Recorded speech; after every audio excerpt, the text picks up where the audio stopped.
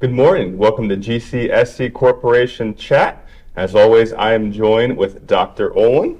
Good morning. How are you? Good. I'm well. Thank you. All righty. So last show we had the opportunity to find out some things that are happening in the corporation, and we wanted to double back and just see where we are in the process. Now, the first one was the junior high principal, and that's been an extensive process that's still ongoing. So what can you kind of tell us and tell the public about where we are and maybe some of the candidates and what we're looking at? You know, Jim did a nice job of giving us advance notification on this so we could really get out in front of this. A lot of hiring of school administrators happens in the spring, obviously some of that into the summer, but you want to have your first choice there, so we chose to advertise early. And we had approximately 30 applicants that applied for that, people with varying skills. We ended up interviewing 6 people last week in a first round, and those were all people with administrative experience, and there really were fantastic applicants for us to look at. We were able to narrow that down to 2 finalists, and we actually conducted that second round interview last night. It's a process that we involve a lot of people. It's not just Dr. Olin selecting who that next principal is going to be. We had 3 of our board members participate in the process. We had 6 teachers that were part of that process. We had some clerical staff, a parent. We really want input from a lot of people on that because everyone has a different perspective on what they think is that best fit. But you put all those people together in a room and you generally end up with a candidate you're going to be happy with. So I can tell you we're real close to finalizing that. It is our plan to extend that offer, do our background checks as we always do, and then the March 10th board meeting to finalize that with the board. Great. So over spring break then. Correct. That's a wonderful timeline, and you're correct. I have been able to serve on the principal search committee twice, once when we brought in Mr. Carey and then Mr. Walbaum, and it is nice to have some teacher input, but also parents, community members, board members. So sounds like it was a very good process. Good process. Great candidates. If I can ask you, what will it look like in the spring? Do we plan on having this new principal come and do some shadowing or be around the building at all if their schedule does permit? You know, certainly the staffing there at the junior high will have an opportunity for a passing of the baton, so to speak, if you want a metaphor for that. But some of those details will work out as we progress into that last 9 weeks. But it's always good to have some time with the current leadership and the new leadership spending time together. Absolutely. And no doubt that Mr. Beaver would be a great mentor to someone coming in and provide great advice. So last time we also had discussed Greenfield Central's police, presence growing and having our own sort of police force. So obviously the big part of that was trying to find a police chief. Correct. So that's still an ongoing process, but we're also very close. So can you tell us about that and what that process will look like moving forward, even in the spring and the summer preparations for next school year? Similar process to what I just discussed with the junior high school principal. We've gone through 2 rounds of interviews at this point, and we're very pleased with the candidate pool. That first round of interviews, they narrowed that down from a field of probably 20 to 6 that they had interviewed. They narrowed that down to 3 finalists for that second round. I stepped into the second round of that process, and again, people with varying experiences, but all would be beneficial to us here. Felt like really the entire committee said we can live with any of the three finalists that we have. We do have 1 person identified for that. We're trying to work through a few of those logistics to make that happen. All these people are coming from different law enforcement agencies and trying to work out those details of a transition from something that could be with a county or a school corporation or a city, their retirement funds with the one that we're trying to set up. There are some logistics things that we knew would be some small hurdles, but nothing that we can't overcome. So it won't happen quite as quickly as the process we were discussing with the principalship, where people all coming out of that public education. It's just a lot cleaner to do that. But we are still on track to put a name before the board at the March 10th board meeting. It's going to be an exciting day there for us. That's a big board meeting. I may have to run in and maybe get some shots of that if I'm allowed. There's a lot of breaking news. So that's an interesting position. What have been some of the things that you guys were really looking for? Obviously, the experience is huge. situational awareness, but are there any like attributes that really stood out to you in the candidates? It's a great question because there are a lot of people who have law enforcement degrees, law enforcement experience, but there's something different about wanting to work in a school. The person who works the street and is pulling people over has a very different mindset than somebody who wants to work in a school where you're surrounded by students, 3-year-olds as preschoolers all the way up to 18, 19-year-old kids. So we want somebody who truly has had some experience working with children, young adults, and has a passion for that, as well as has a really strong background in law enforcement. Great, thanks for that.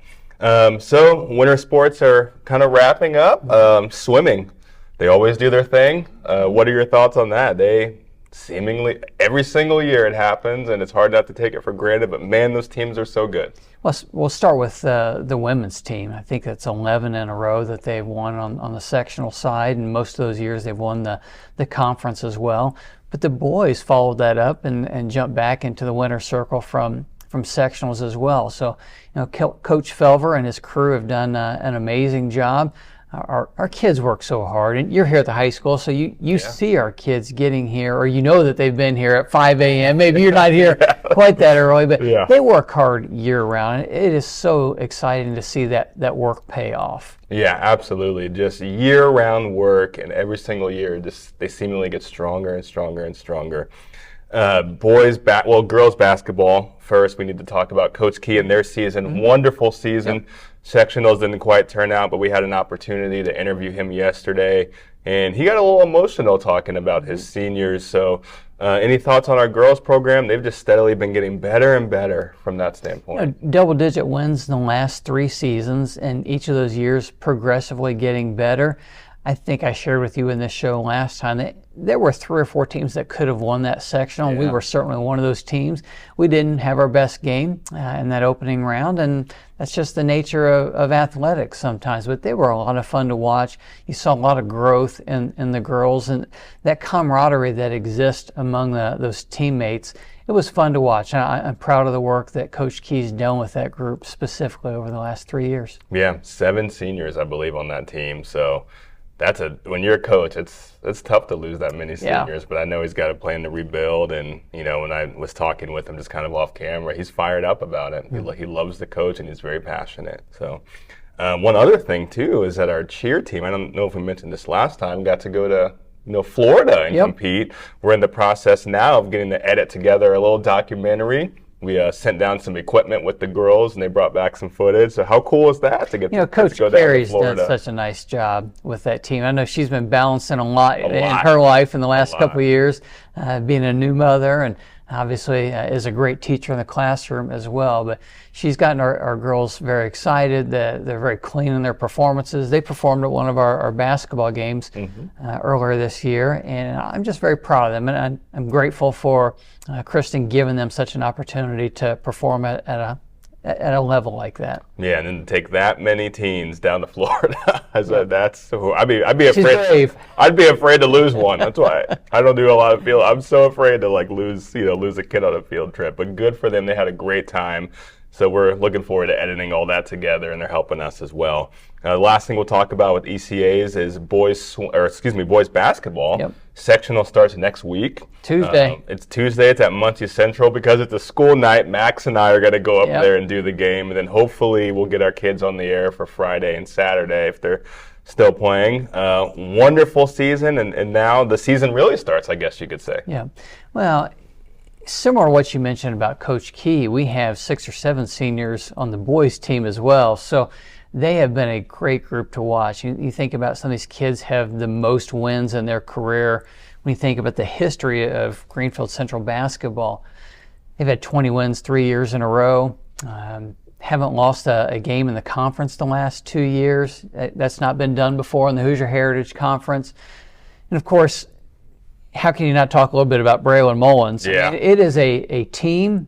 A lot of people understand the roles that they play, and Braylon night in and night out has been an incredible performer.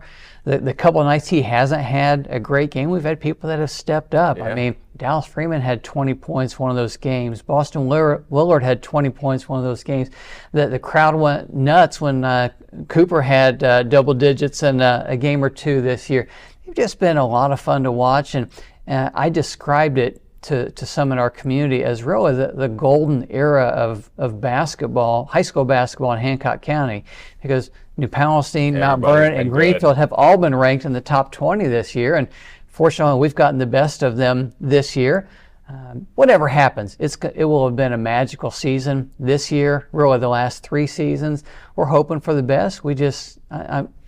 You're always hoping that you play your best basketball in sectionals. We'll see what happens. I like our chances. I like our chances too. We've had a competitive schedule this year, so the boys have been well prepared physically and mentally.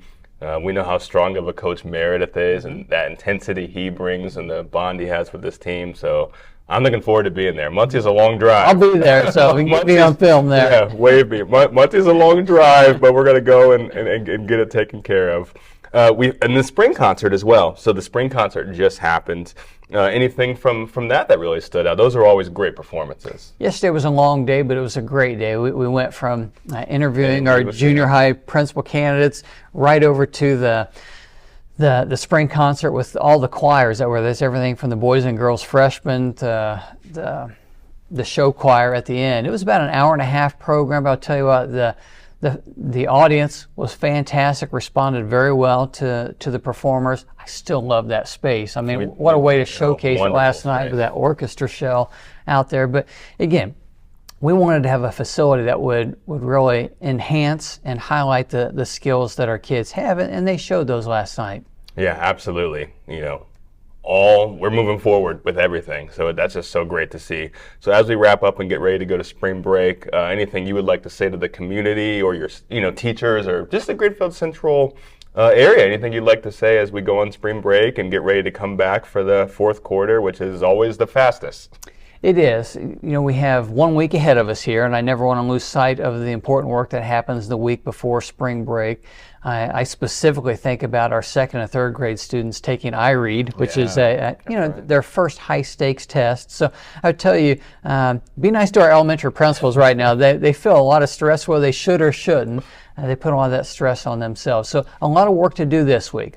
But to answer your question, obviously we'll go into a 2-week spring break, and I think it's an important time for students and staff to get some rest, to get away, let your hair down a little bit, have some fun, always be safe, but know that we do have a sprint when we get back. That 9 weeks is nonstop. Yeah.